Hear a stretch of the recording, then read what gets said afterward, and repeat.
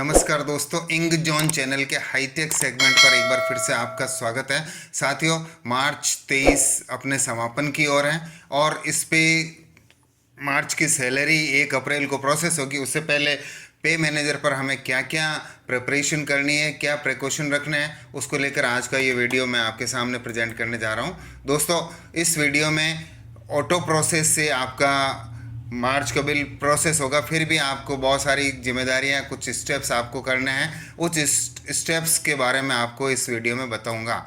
साथियों, सबसे पहले आपको अभी हाल ही में आपको बेसिक पे अपडेशन, अगर किसी का एसीपी लगी है, किसी का कन्फर्मेशन हुआ है, तो उसको आप पे डिटेल अपडेट उसकी कर दें। इसके अलावा एचआरए अगर कोई शेयर का है तो शेयर के 18%, गांव का है तो 9% एचआरए अपडेट कर दे। इसके अलावा डीए भी आप अपडेट कर दे। अगर बेसिक कहीं पर भी ऊपर नीचे हुई है तो कई बार पिछली बार आपने अगर ऑटो प्रोसेस बेसिक अमाउंट चुना है तो आपको डीए कैलकुलेशन ऑटो नहीं होगी, आप एक बार चेक कर लें उसको।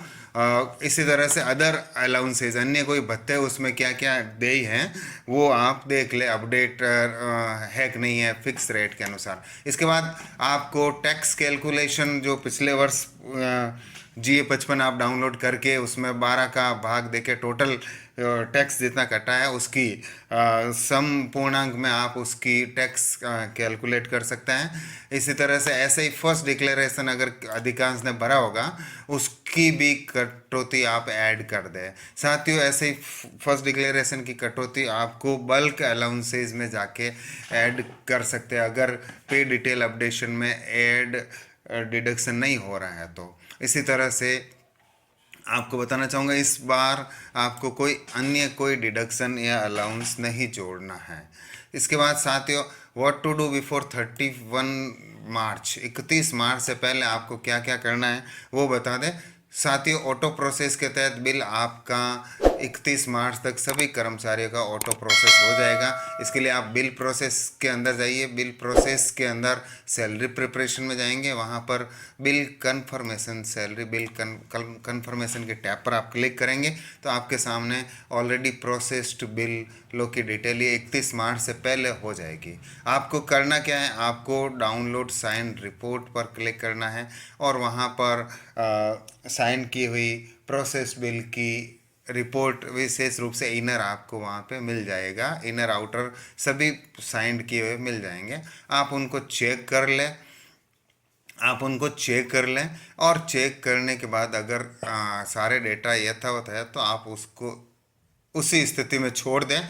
और अगर आपको लगे कि कोई करेक्शन करना है तो आपको रिजेक्ट करना पड़ेगा। रिजेक्ट करने का प्रोसेस मैं अभी आपको बताऊंगा, लेकिन एक बार सारी जांचें आप जांच कर लिए, सारे डेटा सही है तो फिर आप उसको यथास्थिति में छोड़ दें 1 अप्रैल का इंतज़ार करने के लिए। करेक्शन इन प्रोसेस डेटा, अगर बिल प्रोसेस्ड हो चुका है और उसका करेक्शन कैसे करें, तो इसके लिए आपको वापस यहाँ पर ये रिजेक्ट का ऑप्शन है, यहाँ आप कुछ भी कारण लिख सकते हैं, जैसे डीए रेट अपडेट करना। इसको करके आप रिजेक्ट कर दें तो वो बिल आपका रिजेक्ट हो जाएगा और फिर बाद में दोबारा अदर सैलरी रिक्वेस्ट के द्वारा उसको आप प्रोसेस करना पड़ेगा, तब फिर ऑटो प्रोसेस हो जाएगा ये बिल। साथियों, what to do if signed report not found, अगर आपको वहाँ पर साइंड रिपोर्ट तो निकल रही है लेकिन बिल साइंड नहीं है, तब अपन क्या करें। इसके लिए आपको वहाँ बिल स्टेटस और दोनों जगह पर बिल के नंबर या रेफरेंस नंबर आपको मिल जाएंगे। उस रेफरेंस नंबर की सहायता से आप अपने कोषालय में कोषाधिकारी हैं उनको आप रिपोर्ट कर लें। वहाँ पर यह ऑप्शन आपको मिल जाएगा, वो रिपोर्ट को साइंड करने के लिए प्रोसेस कर देंगे तो आपके पेमेंट डीडीओ लॉगिन से भी साइंड रिपोर्ट रिफ्लेक्ट हो जाएगी। यानी कि आपको ट्रेजरी से संपर्क करना अगर साइंड किए हुए बिल वहाँ नहीं मिल रहे हैं तो। फिर साथ ही बात करते हैं what to do if salary not processed. उस पूरे एक ग्रुप विशेष की सैलरी में किसी कार्मिक विशेष की सैलरी प्रोसेस नहीं हुई है तो हम क्या करें। बहुत ही महत्वपूर्ण जानकारी है साथियों। इसके लिए आपको बताना चाहूँगा कि आपको रिपोर्ट में जाना है, रिपोर्ट के अंदर सैलरी रिपोर्ट में जाना है। सैलरी रिपोर्ट में 3 तरह की रिपोर्ट्स आपको चेक करनी है। मिसमैच एम्प्लॉय रिपोर्ट देखनी है, यहाँ पर अगर कोई डेटा पाया जाता है तो आप उसको करेक्शन कर दें। इसी तरह डेजिग्नेशन मिसमैच, आप डेजिग्नेशन मिसमैच को भी डाउनलोड करें। आप डेजिग्नेशन मिसमैच को डाउनलोड करेंगे तो आपके सामने इस तरह का अगला ऑप्शन आएगा, आप उसको सबमिट कर दें। सबमिट करेंगे तो इस तरह की रिपोर्ट PDF डाउनलोड होगा। यहाँ पर किसी का नाम अगर एम्प्लॉय का है तो इसका मतलब आपके पे मैनेजर पर और IFMS पर स्वीकृत पदों की संख्या से ज़्यादा कार्मिक उस पद पर काम कर रहे हैं। आपको उस कार्मिक को हटाना पड़ेगा या उसका सॉल्यूशन करना पड़ेगा। जैसे किसी का पे एडजस्टमेंट है किसी पोस्ट के अगेंस्ट, तो आपको उस अगेंस्ट पोस्ट वाले कार्मिक का पद चेंज करना पड़ेगा। यह आप सॉल्यूशन करने के बाद आपकी सैलरी, जब ये मिसमैच पूरा हट जाएगा तो आपकी सैलरी ऑटो प्रोसेस हो जाएगी।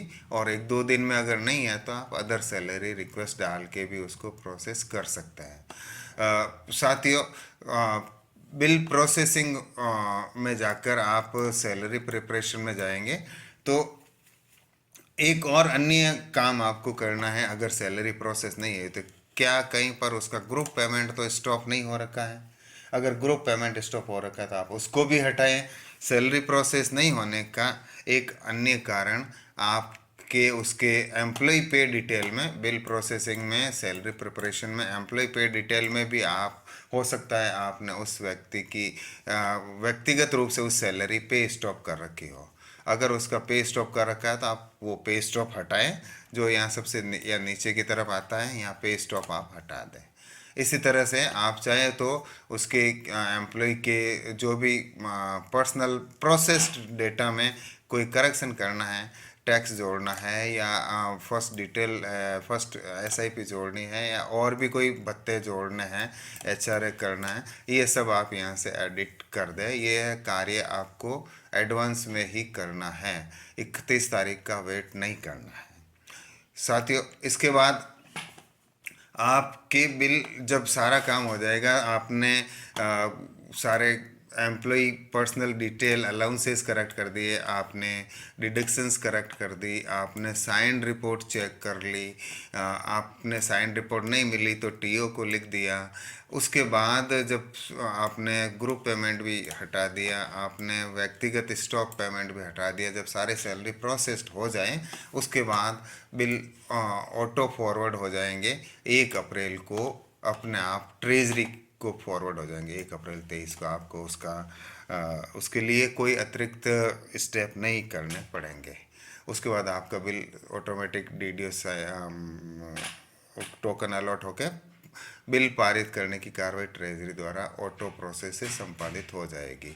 साथियों, ये था अप्रैल की सैलरी, 1 अप्रैल को मार्च की सैलरी कैसे प्रोसेस करें उसको लेकर कुछ महत्वपूर्ण जानकारी। आपकी अगर कोई क्वेरी है तो आप इसके कमेंट बॉक्स में डाल सकते हैं, आप सीधे व्हाट्सएप कर सकते हैं। और आपको अगर ये जानकारी पसंद आई तो इसको लाइक करें, शेयर करें, सब्सक्राइब करें, साथियों तक पहुंचाएं ताकि आगामी महत्वपूर्ण वीडियो की जानकारी सबको मिल सके। आपने ये वीडियो पूरा देखा, इसके लिए आपको बहुत बहुत धन्यवाद। Thank you. अगली बार फिर मिलेंगे एक नए वीडियो के साथ, एक नए टॉपिक के साथ। तब तक बाय बाय।